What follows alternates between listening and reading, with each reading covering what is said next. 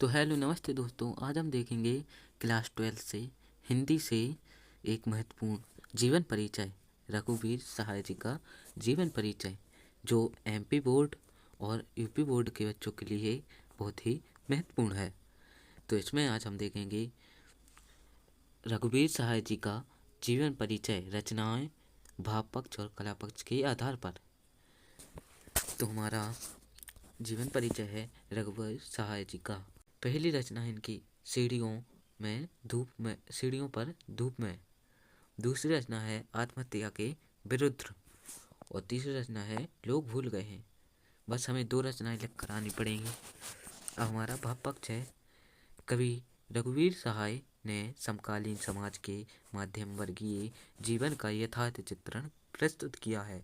कवि ने अपने काव्य में समकालीन समाज में फैले हुए भ्रष्टाचार तथा अदम्य जिजीविका का वर्णन किया है।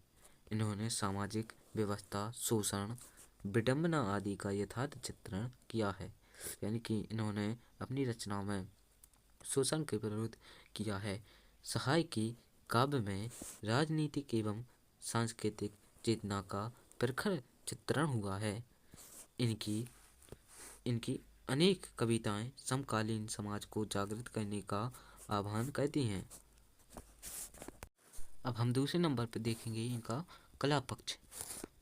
इनकी भाषा साहित्यिक खड़ी बोली है, जिसमें संस्कृत के तद्भव और विदेशी भाषाओं के शब्दों का भी उपयोग किया गया है।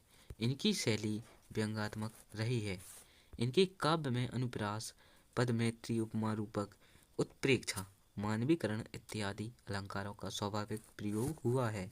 कविताओं में अभिधा, लक्षणा एवं व्यंजना शब्द शक्ति का प्रयोग हुआ है। मुक्तक छंद का प्रयोग किया है। इनकी कविताओं में नए बिंबों के सफल प्रयोग की झलक है, यानी इन्होंने बिंबों का प्रयोग भी किया है।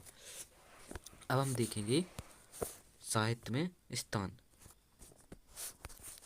कविता को रघुवीर सहाय ने कहानीपन और एक नाटकीय वैभव दिया है। हिंदी साहित्य में उनका महत्वपूर्ण स्थान है।